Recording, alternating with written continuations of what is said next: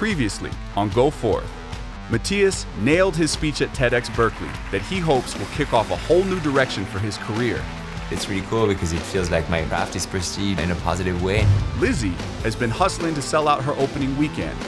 You're trying to convince 32 people that what you've created is worth spending nearly $600 to come to. And hit the road to climb the Moonlight Buttress. And Jesse decided to pull the plug on the Mount Taylor Quadrathlon. Every few minutes it just is like a really sharp pain. And is rethinking what being pro means.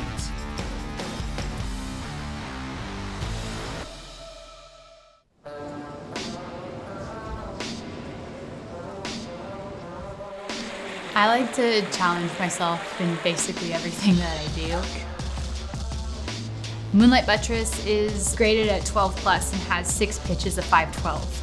So it's my favorite style of climbing at the most difficult level that I've ever done it in one of the most beautiful landscapes you've ever seen. So of course I want to try it. I feel mentally prepared to push today, and if I can pull out the best climber in me, there's a chance that I could do it. It's hugely important to visualize your success. If you approach a challenge, whether it be something physical or something business-oriented or even mental, if you have any doubts about it, that's what's going to happen. My advice is that you block out all the what-ifs and that you focus on the how-to.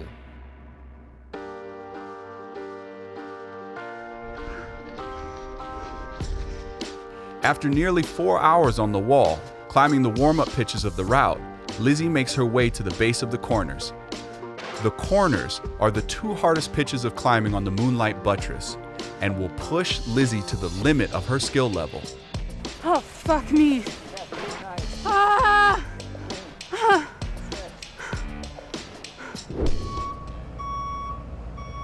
Today's moving day. It's gonna be nuts. We'll see how it goes. Hopefully we get through it all. About 2 or 3 months ago, we found out that our warehouse, which is where we were storing about 80% of our product in, was being sold. We were super lucky to find a building just 4 or 5 blocks from where we are now. We've got office on this side, warehouse over here. It's like super rad that we found a place that had a real office connected to a real warehouse. Moving offices has actually provided this super tangible, transitionary feel from kind of what Picky Bars was in our old office in this little space to this big warehouse, more legitimate office space. I have my own office for the first time at Picky Bars, which also makes it feel more professional. We think the warehouse is big enough to get us to $7 to $8 million a year of business, which is more than double where we are right now. It's kind of a nice transition. Like, this is where the next phase of Picky Bars starts. There you go, empty. Now I'm a little bit nostalgic. There's a lot of memories in this place, but also a lot of new fun memories to be made. Good job, Jared. It's 4 a.m. and Matthias is heading out on a ski-based training mission in preparation for his upcoming projects in France. What's really tricky as an athlete is managing your time. It feels like there's not many hours in the day. Between prepping for speaking engagements, sponsors, dealing with contracts, organizing the logistics for your trip, and then also performing, you have to find the time to train. That's the main reason why I want to ski base jump now, so I don't go to the Alps and be like, hey, how do I do that again? Well, there'll be times when you feel scattered and you got way too much going on, and those are the times when you have to prioritize. It's like I make sure that I have at least a few days a week to skate 2 or 3 hours because that's what I enjoy the most and that's what keeps me sane. Before you go out on a mission, you're checking the weather every hour to see how the weather forecast is evolving. It's not just looking at the conditions and being like, oh, let's go, it looks good. It's not a perfect science. And by the time you show up, things might line up, but things might not. Ideal conditions for a ski-based jump, there's absolutely no wind.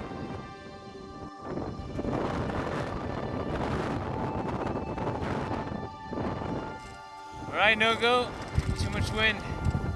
There's always a 50% chance of getting it done and a 50% chance of turning around. Can't just think of doing it no matter what, because this is how you get hurt or die. And In the end, the mountains decide. You're not the one in charge. That's what makes it beautiful, because when you're a mountain athlete, you cannot take things for granted.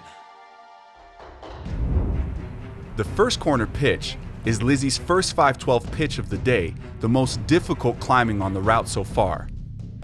And this is where the exposure of the climb starts to play a big factor, as she's now over 400 feet off the valley floor.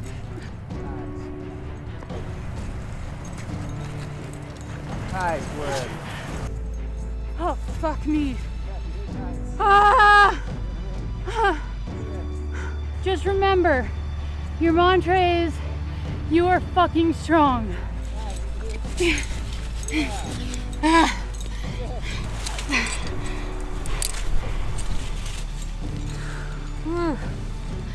off the leg! Woo!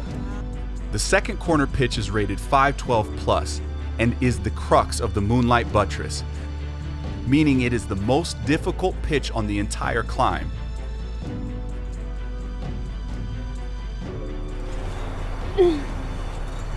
Dude, so fucking hard. Give a take. This is a long, narrow section of crack that requires incredible endurance. Wow.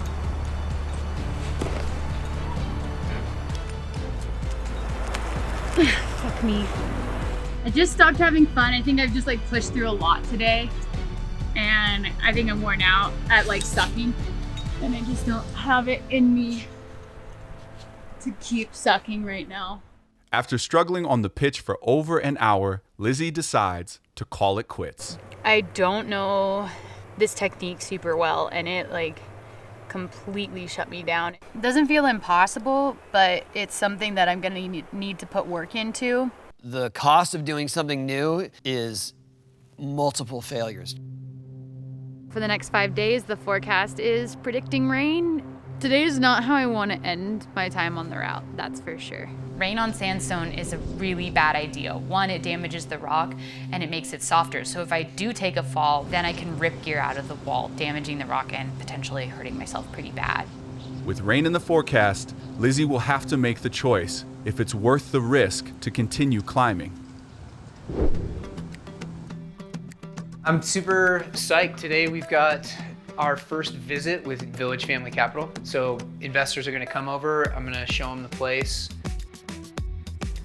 Hey. Hey, what's up, man? How are you? Welcome to Picky Bars HQ. Yeah, glad to be here. Yes. Looks great. This is it. They are kicking the tires is the term that everybody uses, making sure that we are what we say we are. Maybe if you could walk us through kind of the process, where it comes, how it goes, where it flows, where it goes out. Yeah, totally. I've found that I'm looking for $1 to $2 million. Somebody that's comfortable with us paying down some of our debt on the investment, which is really important. And then somebody that's looking for more moderate growth goals, in that they're not expecting us to 10 or 20x their money over the next 4 to 5 years at the risk of bankrupting ourselves. And what about the quality check in terms of, did they get the right bars in the right box? I mean, do you guys have much of? Yeah, we have very low error rate. And so how does this rank? Are we at the front end of a shipment? Or are we where are you? We're stocked right now. Stocked. Pretty heavy. Yeah, vetting investors is painstaking. It takes a lot of time, and you're just getting to know these people. You're potentially maybe asking them for a lot of money. It's like dating. So you gave away 13,000 then? No, we didn't give away anything. We sold 757 bundles. Okay. 78 of those people have become Picky Club members. You're partnering up with someone on a business. It's important to build a relationship with them, a personal relationship, because you want to make sure you're on the same wavelength and you have the same value system. And it's not just about making money, because if that's what it's about, you're going to clash along the way. Cool, well, thanks for coming, guys. Let's head out and go grab a beer. Sounds good. Yeah, right? sweet. It's great. Back in Zion, the rain has stopped, the sun is out, and Lizzy is going to give the Moonlight Buttress another shot. So here we are on top of Moonlight Buttress, and Katie came. She was a few hours away and decided to come down to provide some comic relief with me and Steven. Moral support. There's no point in my mind of attempting the route again from the ground up unless I can climb the crux clean. So the goal is to be able to.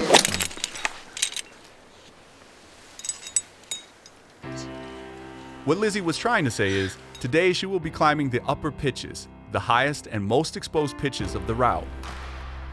The difficult thing with sandstone is that you can't climb for 24 hours after it rains because the rock gets really soft, you can break off holds, it will ruin the climb and is dangerous for the climber.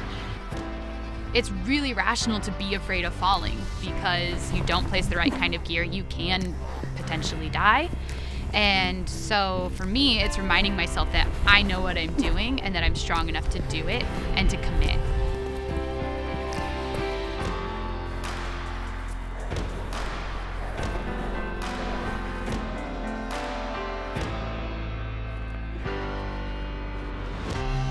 Falling! Woo! I took a whipper! Everything's fine. It's okay to fall, it's okay to fail. That's part of life and that's part of learning, and ultimately that gives you more confidence. In order to climb a pitch cleanly, there cannot be any falls, so Lizzy restarts this pitch again. It's kind of like, well, I got out the worst that can happen. And then that gives you the confidence to like really push through these zones of fear because you know what happens if you don't succeed. Once you make that decision and then you commit to it, there's no better feeling in the world.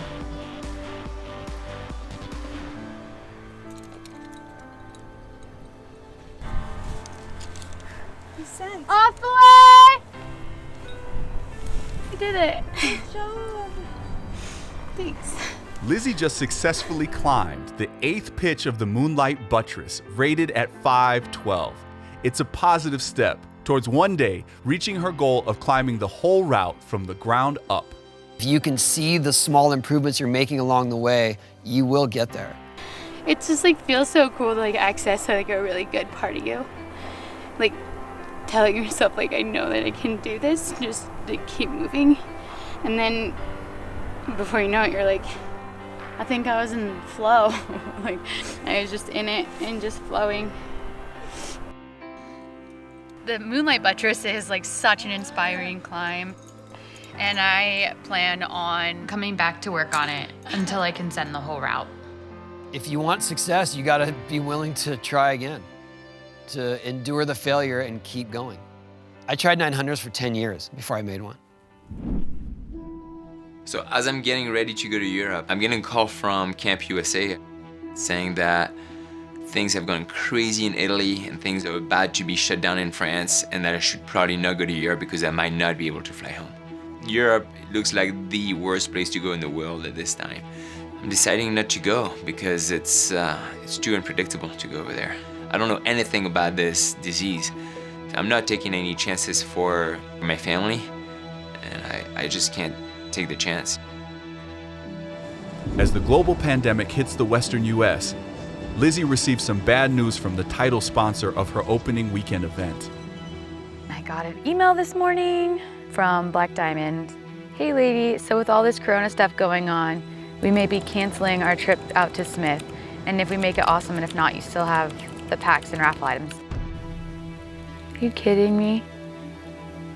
I understand people not wanting to travel right now, like not wanting to fly, like there is a potential pandemic like sweeping across the world. So I get it. At the same time, this is affecting an event. Like I've put a lot of promotion into Black Diamond being here. I've put a lot into like these athletes coming here. Yeah, I mean, it's for the biggest event I've ever tried planning. And I feel like there's so much out of my control with it right now. I work really hard and I care about it so much. And I don't know what to do. I left Zion in a freaking storm to make sure that I was in a place where I could focus on my business.